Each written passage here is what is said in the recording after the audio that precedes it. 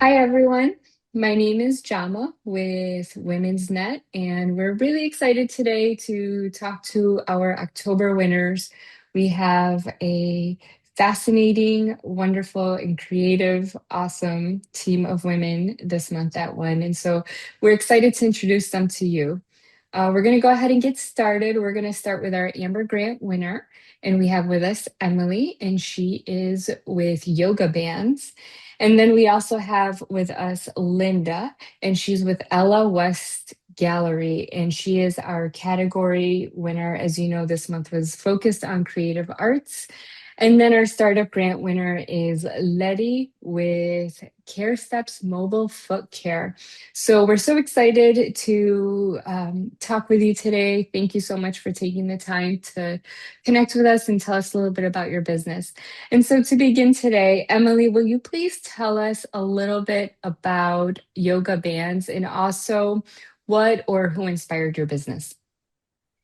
Yeah, we started about 5 years ago, and I've always had a love for watches, and I thought that it would be a good idea to try to design my own watch band. And so I had worn watch bands before, and they would get my wrist would get irritated with the plastic ones, or there were other issues with leather or the metal ones. And so I was trying to find something that I could do with fabric. And I came up with this design, and we have a patent pending on it. And we call them yoga bands because the fabric is kind of a yoga type fabric. Um, anyway, it's been an amazing journey for the last 5 years as we've been working on this company and promoting it and trying to build it. And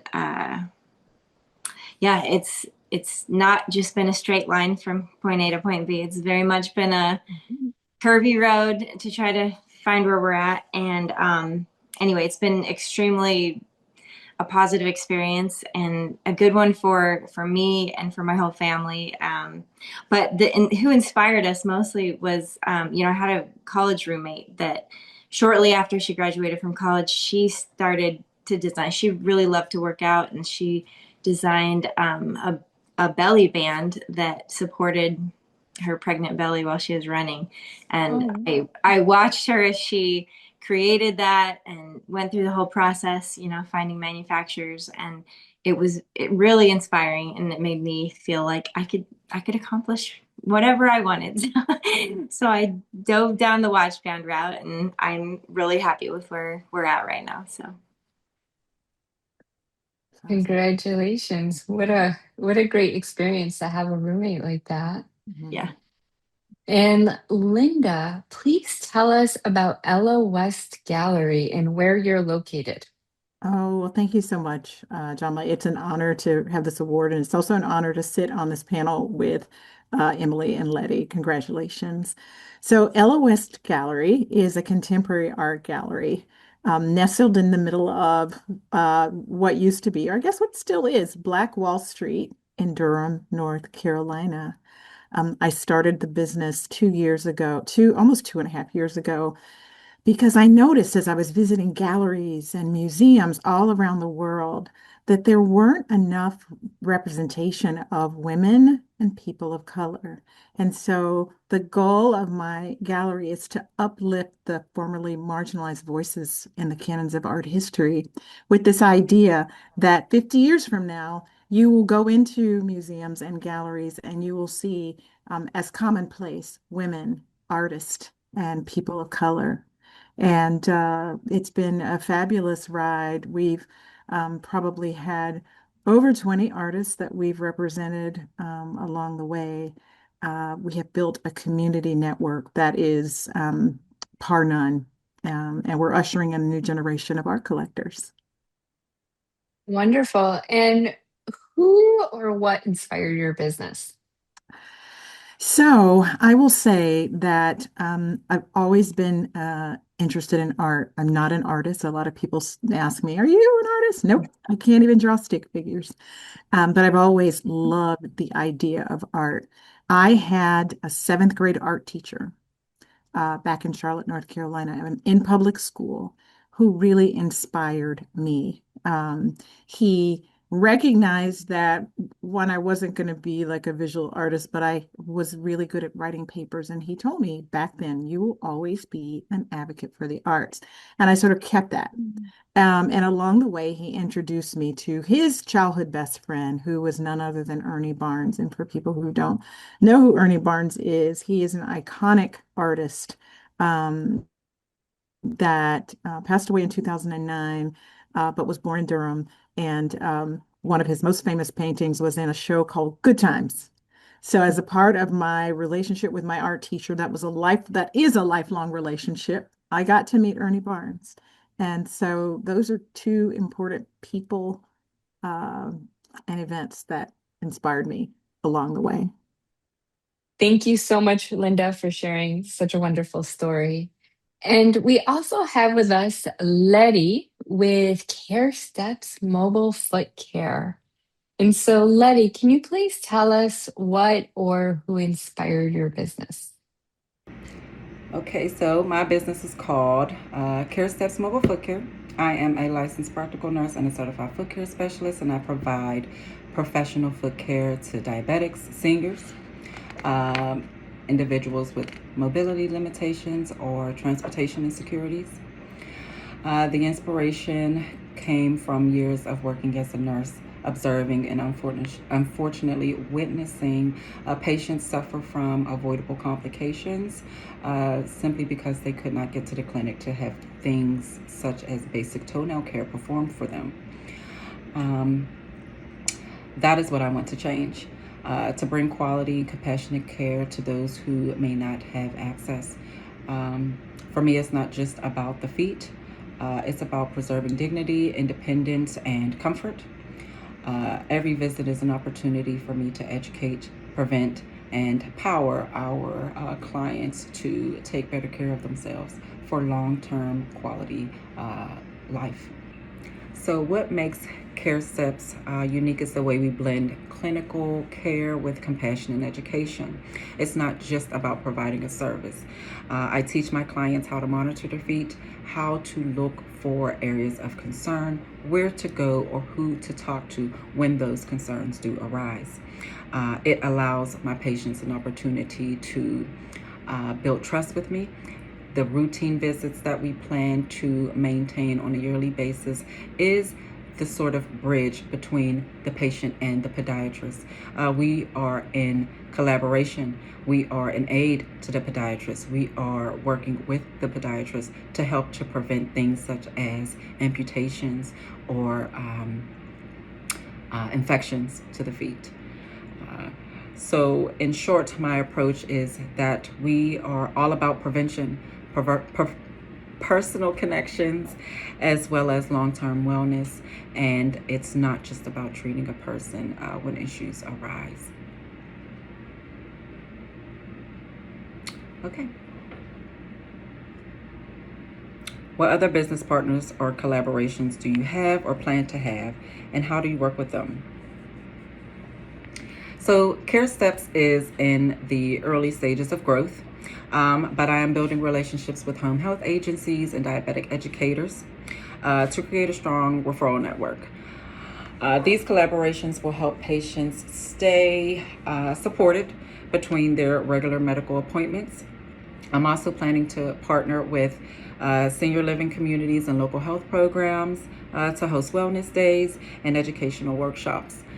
The goal is to make preventative foot care accessible to anyone who may need it, not just in the service of things, but also in the education, the knowledge of things. I really want to thank the Women's Net for allowing me this opportunity. I am just so grateful for the service that I am able to provide for these lovely human beings who deserve quality of life and somebody giving them the care that they need. It has been such an honor to be recognized in a way that is sometimes overlooked. Our feet can be often ignored, but I am here with the support of Women's Net and the Amber startup grant, to hopefully reduce the need for this sort of service. Thank you. Fantastic. Thank you so much for sharing. And so we're going to go back to Emily. And can you please tell us what makes your business or approach that you're providing with your bands different or unique than some of the other watch bands that are out there? Yeah, well, obviously the fabric makes it very unique because I don't know that there's any other watch bands that are made out of a similar type of fabric. But, one of the things that we've learned along the way too is how to sublimate. So we've been able to make our own designs. And so that's also makes our watch bands unique, is because we have so many different designs on our watch bands. So yeah, those are the two things that make us unique. Mm-hmm. For sure. I even like the way how your watch bands, you can kind of see it on yours, how it has different layers. So it's not just this one thick band that kind of feels like it's suffocating your wrist, but Yes. it looks like it feels pretty pleasant around the Yeah. wrist. Yes, it spreads out the tightness and stretch. So yeah. Yeah. Mhm.